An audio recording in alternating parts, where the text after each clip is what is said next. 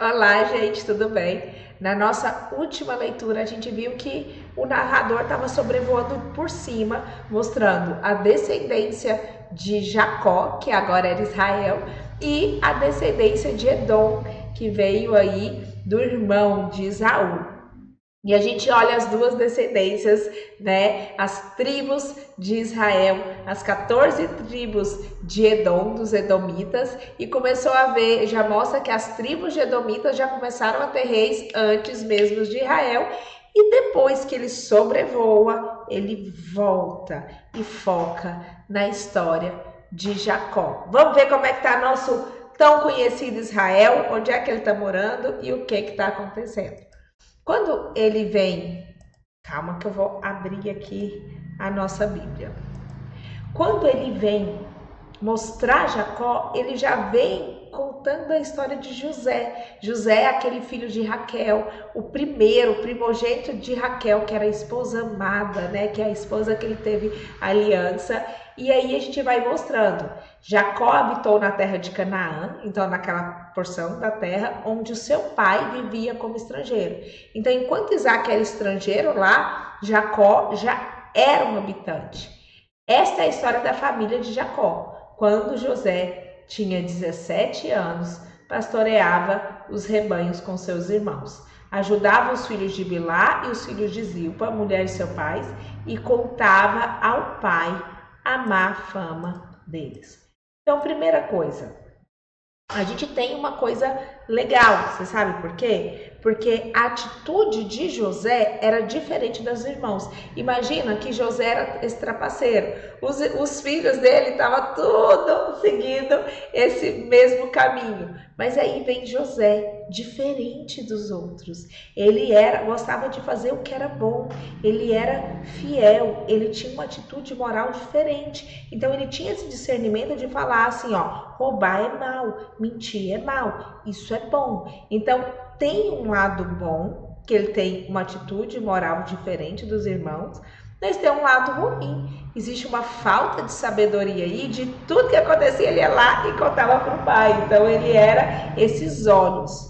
Ora, Israel gostava mais de José do que qualquer outro filho. Gente, existe aqui uma dor que você vai vendo passando de geração em geração. Esses são homens, homens de Deus que colocaram a fé em Deus, mas homens com pecado. E a gente vem ali vendo muito nitidamente algo como preferência. Os pais preferindo um filho do que o outro. Jacó teve a infância dele toda, onde Isaac preferia Esaú. E quando ele foi a vez dele ter os filhos dele, ele preferia José, e ele não deixava, ele não escondia a preferência de José, né? E você vai ver mesmo Abraão ele teve outros filhos, mas o descendente veio de Isaac, e Isaac era esse filho da promessa? Sim, era através do Isaac que ia vir a descendência, era Isaac que ia receber essa bênção geracional, mas essa preferência, tipo assim, Deus pode usar um dos meus filhos mais do que o outro, mas isso não impede de eu amar todos iguais. E esse amor de Deus igual é uma coisa linda que ele mostra pra gente. Então, quando a gente vai vendo esse relato, a gente vai vendo um relato de distorções, de disfunções entre irmãos, de disfunções e de uma predileção, de uma visão distorcida, de uma linhagem distorcida. Do mesmo jeito que Abraão sempre fingia que Sara não era esposa, mas irmã, que Isaac fez a mesma coisa com a Rebeca, a gente está vendo aqui essa distorção de predileção continuando. E ele disse que mandou fazer para ele uma túnica longa. Gente, é como se todos os irmãos usassem Shein e ele estivesse usando um Tommy, por exemplo, assim. Então ele tratava diferente José, ele mandou. Isso é uma falta de sabedoria muito grande, porque isso aumenta a inveja, isso aumenta a disfunção. A gente está no mundo caído. Então, quando os seus irmãos viram que o pai gostava mais dele do que qualquer outro filho, odiaram-no. e não conseguiam falar com ele amigavelmente. Aqui, gente, a gente vê o pecado da inveja, o pecado da malignidade, o pecado da raiva, né? E do ódio. Então, da cobiça, eu queria ser esse filho querido. E às vezes até da visão errada do tipo, se não existisse José, meu pai me amaria mais, sabe? Então, existe uma distorção em vários, uma família disfuncional. E Deus pega famílias disfuncionais para serem restauradas. Então, existe um pai que prefere um filho, existe um filho sem sabedoria que conta as coisas dos irmãos para o pai, existe uma raiva dos irmãos e uma inveja porque este filho é amado, e a gente vai ver o desenrolar, né? Certa vez José teve um sonho e quando o contou aos seus irmãos, eles passaram a odiá-lo mais ainda. Ouçam o sonho que eu tive, disse ele. Estávamos amarrando feixe de trigo no campo, quando o meu feixe se levantou e ficou de pé, e os seus feixes se ajuntaram ao redor do meu e se curvaram diante dele. Seus irmãos lhe disseram: então você vai reinar sobre nós? Quer dizer que você vai nos governar? E o odiaram ainda mais por causa do sonho que tinha dito. Então, ele teve um sonho. Ele já era, na época, o primogênito que governava, né? E ele já era o mais amado pelo Israel. José já era o mais amado. E ainda ele tem esse sonho e já conta. E eu acredito que por falta de sabedoria e por não entender, ou às vezes não perceber, ou às vezes entender, e o egoísmo nosso, a vaidade de querer mostrar que vai mandar, que assim, o José, será que o José não percebia a inveja dos irmãos? Será que o José não percebia o quanto aquela disfunção dele ser preferido daquela casa estava fazendo mal aos irmãos? Será que ele não importava? Será que ele era vaidoso? Eu não sei. Mas ele já quis fazer questão. Sonhei, vocês vão me servir. E o odiaram ainda mais. Também, né, puderam, falta de sabedoria. Depois teve outro sonho e contou aos seus irmãos. Tive outro sonho e desta vez o sol, a lua e as 11 estrelas se curvaram sobre mim. Eram 12 pessoas, né? Se curvaram, as estrelas são os 11 irmãos. O sol e a lua, o pai e a mãe. Então contou aos pais e aos irmãos. O pai o repreendeu e lhe disse: que sonho é esse que você teve? Será que eu, sua mãe e seus irmãos viveremos para nos curvar até o chão diante de você? Assim, seus irmãos tiveram ciúmes dele, mas o pai refletia naquilo. Os irmãos, no meio desses sonhos, no meio dessas profecias, no meio de entender que ele se despontava, ele era diferente, ele não fazia maldade, que ele era mais amado, através disso foi tendo mais inveja. Gente, às vezes a gente lê a Bíblia e fala como é que os irmãos teve coragem de vender, como é que fulano... Mas no dia a dia, se a gente olhar para a gente tem essas disfunções no nosso dia a dia. Então, o que a gente tem aqui são pessoas machucadas, são pessoas com dores, são pessoas sem sabedoria, tentando lidar da melhor forma possível. É um pai que prefere um filho, são irmãos que não se sentem amados, é uma criança sem sabedoria contando um sonho, existe vaidade, existe orgulho, existe rancor. E existe uma falta também de sabedoria do pai, que não enxergou o quanto machucava os irmãos e mandou José lá para os irmãos. Eu fico pensando assim, o quanto a gente não faz isso todos os dias.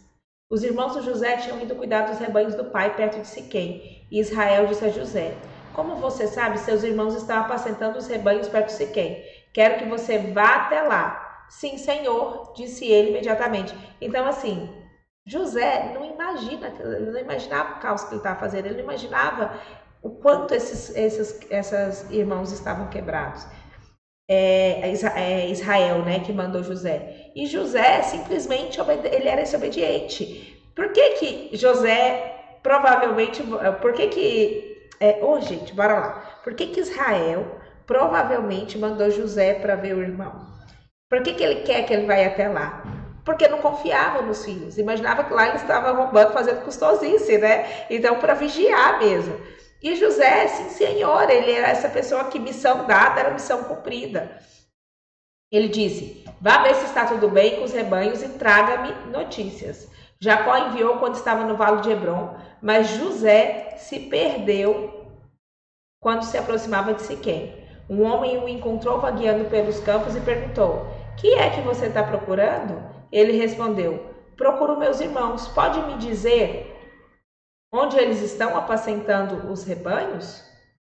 E respondeu o homem: vixe, eles já partiram. Vixe é por minha própria leitura. Eles já partiram daqui e eu os ouvi dizer: vamos para Dotã. Assim, José foi em busca dos irmãos e os encontrou perto de Dotã. Gente, eu quero que vocês observem esse José. Criança, 17 anos, falta de sabedoria de viver num mundo cheio de pecado. Não estou defendendo. Mas ele é um menino que ele tem um valor moral do que é certo e o que é errado. Ele é obediente. O pai mandou, ele foi na hora. Ele não tem preguiça. Porque na hora que ele fosse procurar, ele não encontrou, ele falasse assim: não, eu volto e falo: não encontrei, pai. Pronto. Não, ele falou que ia fazer a missão, ele ficou lá andando, procurando, perdido, até encontrar alguém que falasse que foi para Dotã, que era mais alguns dias de caminhada, e ele foi até Dotã.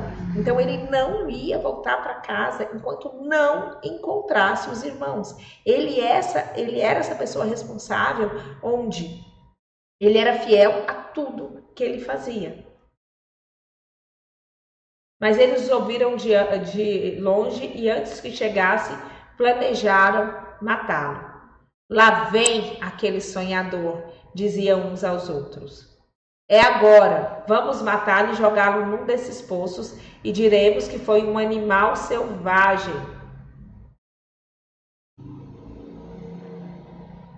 que o devorou. Veremos então o que será dos seus sonhos.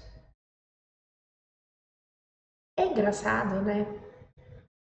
A gente acha que a gente manipula os sonhos de Deus.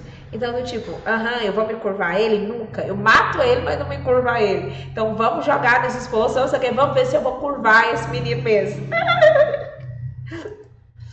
Quando Rubem ouviu isso, tentou livrá-lo da mão deles, dizendo: não lhe tiremos a vida. E acrescentou: não derramem sangue. Jogue-o naquele poço no deserto, mas não toque nele. Bora lá. Primeiro, esses irmãos queriam o amor do pai. Então, eles achavam que se não tivesse José atrapalhava Israel olhar para eles. Segundo, Rubem propôs isso com a intenção de livrá-lo e voltá-lo de volta ao pai. Rubem é aquele que deitou com Zila. Então, ele era o primogênito que desrespeitou o pai. Talvez, se ele trouxesse José a salvo e contasse o que aconteceu, ele poderia restabelecer a primogenitura. Quem sabe o pai voltasse a gostar dele, ele entrasse num lugar de honra, né? Então, às vezes a gente acha que tem a ver com dó, com alguma coisa, mas às vezes é um jeito de restauração da nossa próprio conceito moral. Eu falo que muita gente dá uma cesta básica, dá um dinheiro mais como marketing pessoal do que realmente um coração voltado a Deus. Chegando José, seus irmãos lhe arrancaram a túnica longa, agarraram-no e jogaram num poço, que estava vazio e sem água. Ao se assentarem para comer, viram de longe uma caravana de ismaelitas que vinha de Gileade. Seus camelos estavam carregados de especiarias, bálsamo e mirra, que eles levavam para o Egito. Judá disse então aos seus irmãos: que ganharemos? Então, olha para você ver Judá, ele está se achando bonzinho. Que ganharemos? Disse então aos seus irmãos: se matarmos o nosso irmão e escondermos seu sangue, vamos vender aos ismaelitas. Então, tipo assim, matar não pode, mas vender pode, né? Então, do tipo assim, ele acaba escondendo esse desejo deles de matar, eu ia falar assim, eles acabam, como é que eu posso explicar? Eles queriam se livrar de José. Eles queriam realmente, eles realmente acreditavam que se José não tivesse nesse contexto, o pai ia amá-los, entendeu? O pai ia gostar deles. Então é como se fosse assim, vender José é um ato de compaixão, sabe? O que nós vamos ganhar se a gente matar? Não vamos desperdiçar o sangue dele, vamos vender que a gente ainda ganha. Se não tocaremos nele, afinal é nosso irmão do nosso próprio sangue. E os irmãos concordaram. Então mudou-se o coração. E eu realmente acreditei o Espírito Santo. O desejo deles era realmente matar, porque quando a gente fala de que a gente foi afetado pelo pecado, gente, se uma criança de 6 meses que tivesse toda a força física e quisesse um celular do pai e o pai não deixasse, ele era capaz de matar o pai para tirar esse celular, se ele fosse um homem, né, de força física grande. Então, assim, o desejo deles era que o irmão morresse. Jesus fala que se você falar Jacá, você já assassinou. Se você falar essa pessoa não merece ver, você já assassinou no seu coração. Que tudo que acontece sai do coração. Então o desejo do coração deles era matar. Isso foi o próprio Espírito Santo, o próprio Deus, que modificou o coração, que fez aquela caravana chegar no momento certo, que fez eles pensar, não, nós não vamos matar, nós vamos vender. De qualquer jeito, é abominável as suas ideias, entendeu?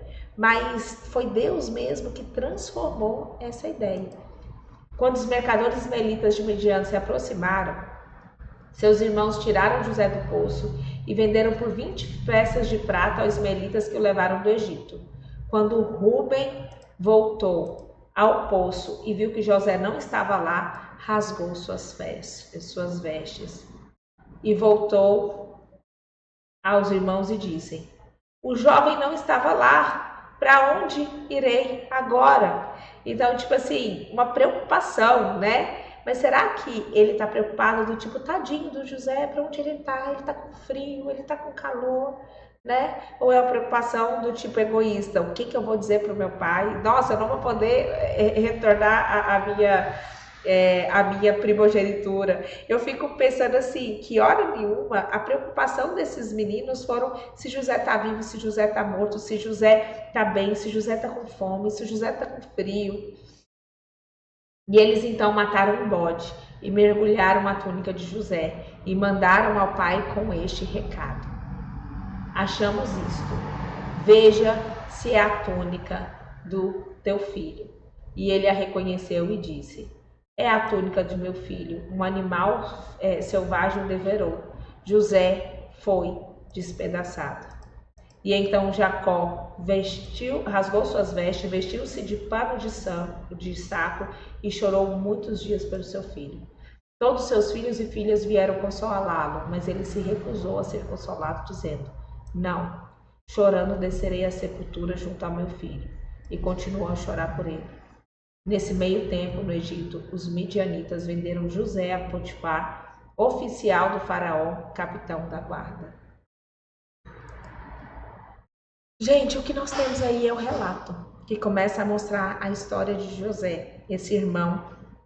Ele não é o mais novo porque tem um Benjamim, mas é o primogênito de Raquel, que era o mais amado, que era diferente de todos e que foi vendido na esperança de que, se não existisse José, o pai o amasse, o pai amasse aqueles outros filhos, voltassem seu olho para os outros filhos. E quando José foi embora, eles perderam o pai junto. Então o pai já não tinha nem capacidade de olhar para eles. O pai só chorava e disse: eu vou chorar até a morte. Eu vou descer à sepultura. Eu vou chorar pelo meu filho. Então não existia consolo, não existia amor. Ninguém entrou naquele lugar. Existia só pesar, dor, tristeza. O pai morreu em vida. Vamos orar, né, gente? Quantas vezes a gente, por inveja, às vezes a gente pensa, se fulano estivesse aqui ia ser melhor, se ciclano não estivesse aqui ia ser melhor. E a gente realmente é incapaz de ver os outros, a dor dos outros.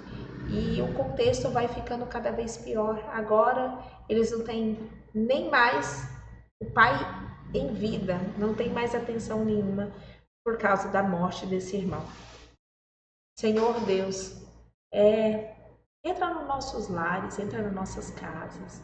Entra em todas as famílias, Senhor.